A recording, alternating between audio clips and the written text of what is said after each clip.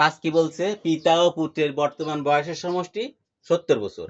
7 বছর পূর্বে তাদের বয়স অনুপাত ছিল 5:6, 5:2।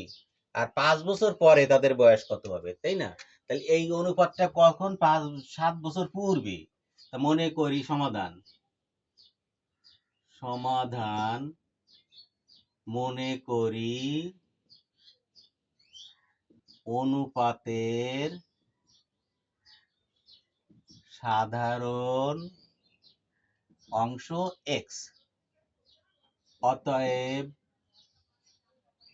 পিতা 5:2 অনুপাত, তাহলে পিতা 5x, অতএব পুত্র 2x।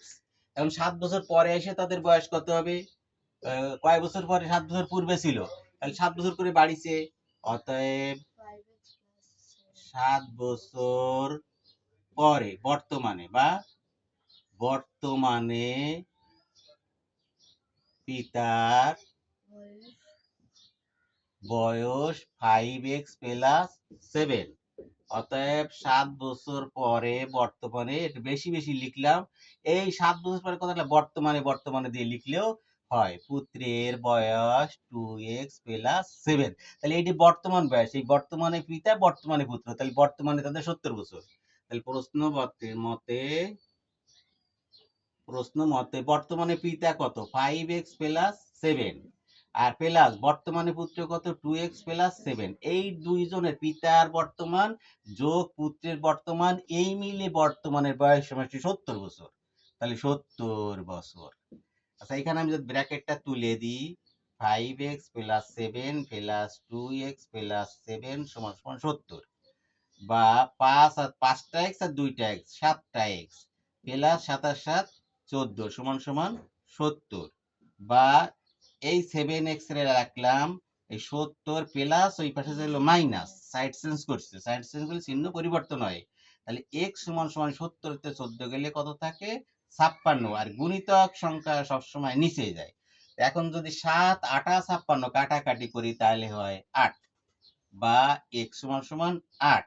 তো x = যদি 8 হয়, আমি এবার বর্তমানে পিতা আর পুত্র বের করব। অতএব পিতার বর্তমান বয়স, পিতার বর্তমান কত? 5x + 7, তাহলে 5x + 7, তার মানে কি 5 × x এর মান 8 + 7, 5 8 40, আর সমস্যা 47 বছর। কিডা? পিতা বর্তমানে 47 বছর। অতএব পুত্রের বর্তমান বয়স 2x, তাহলে 2 × x এর মান কত? 2x বসালাম, 2 × x এর মান 8, যোগ কত বর্তমানে আছে? 7, তাহলে 8 দুগুণে 16 আর 7 23 বছর। 16 আর 7 কত? 23 বছর। আচ্ছা, 23 বছর বর্তমানে পিতা, বর্তমানে পুত্র। আর বর্তমানে পিতা 47, পুত্র 23। তাহলে বলছে যে 5 বছর পরে তাদের বয়স অনুপাত কত হবে? তাহলে এটা হচ্ছে বর্তমান বয়স। 5 বছর পরে পিতার বয়স, 5 বছর বাড়বে, 5 বছর পরে পিতার বয়স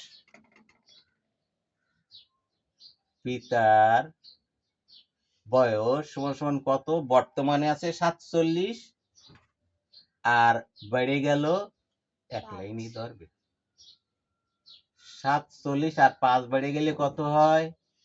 52 বছর। তাহলে 5 বছর পরে পিতার বয়স কত হবে?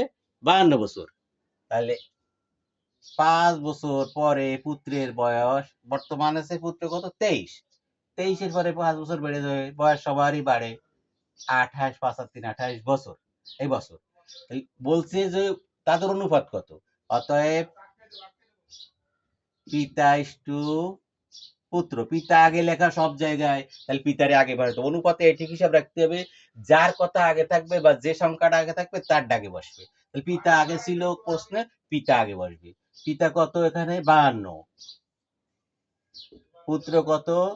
28। এখন যদি আমি নামটা দিয়ে কাটি, যে 7 13 52 4 7 28, তাহলে এটা 7 তেরং 52 আর 4 4 সাতা 28।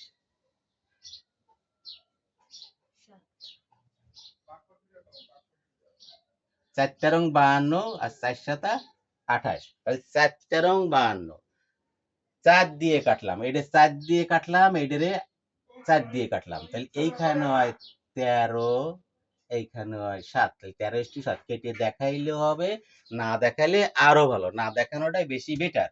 তাহলে আমি বুঝার স্বার্থে কাটলাম 4 তেরং 52, 4 সাথে 28। বর্তমান কাদের অনুপাত কত? 13:7। এখন বিভিন্ন ভাবে সংখ্যা পাল্টায় দিয়ে এটা তৈরি করতে পারে এবং সেটা হচ্ছে কি অবজেক্টিভের জন্য বেশি আসে। আচ্ছা, এখন হচ্ছে এর উপরের অঙ্কটা আছে, কত আছে? একটি দ্রব্য ক্রয় করে 28% হইতে বিক্রয় করা হলো, বিক্রয় মূল্য ক্রয় মূল্যের অনুপাত নির্ণয় করো। ওটা কত? 5 নাম্বার। তাহলে 28%, আমি এবার 5-এ চলে যাই, পাঠ্য বইয়ের 11.1, এবার 5 নাম্বার। 5 নাম্বার বলছে যে 28% ক্ষতিতে বিক্রয় মূল্য, 28% ক্ষতিতে বিক্রয় মূল্য 100 বিয়োগ 28, কত হয়? 100 তে 28 গেলে কত হয়? 72 টাকা।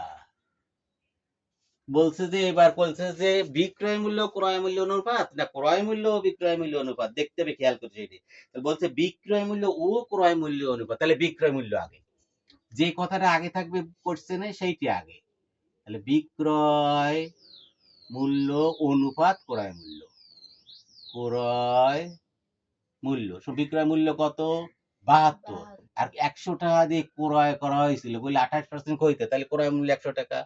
এখন এটা যদি আমি কাটি, 4 দিয়ে যদি কাটি, তাহলে 4 18 72, 4 18 72 আর 4 25 100, তাহলে 18:25। তাহলে উত্তর কত? 18:25। এটা হচ্ছে অ্যান্সার। এখানে এইভাবে অবজেক্টিভে দেয়া থাকতে পারে যে একটি দ্রব্য 30% করতে বিক্রয় মূল্য বিক্রয় করা হলে বিক্রয় মূল্য ক্রয় মূল্য অনুপাত, অথবা বলতে পারে ক্রয় মূল্য ও বিক্রয় মূল্য অনুপাত, তখন ক্রয় মূল্য আগে আসবে। যখন বলবে ক্রয় মূল্য বিক্রয় মূল্য, তখন ক্রয় মূল্য আগে বসায়, বিক্রয় মূল্য পরে বসাতে হবে। তাহলে কি কি কি হলো যে অবজেক্টিভের বেলায় কি করা যায়, যে মনে করো যে একটি দ্রব্য 30% ক্ষতিতে বিক্রয় করা হলো, তো এর বিক্রয় মূল্য ও ক্রয় মূল্য অনুপাত কত? যদি বলে ক্রয় মূল্য বিক্রয় মূল্যর অনুপাত কত, তাহলে 30% ক্ষতিতে বিক্রয় মূল্য কত হয় আমরা জানি, 100 বিয়োগ 30, তাই না? তাহলে কত? এখানে 70। আর বলছে যে ক্রয় মূল্য ও বিক্রয় মূল্য, তাহলে এইটা হচ্ছে তোমার বিক্রয় মূল্য, আর ক্রয় মূল্য কত? তখন উল্টায় দিবি, ক্রয় মূল্য আগে থাকলে এরকম লিখবা যে ক্রয় মূল্য ইস্টু বিক্রয় মূল্য। বলছে যে ক্রয় মূল্য আর বিক্রয় মূল্য মূল্য, তাহলে ক্রয় মূল্য কত ছিল?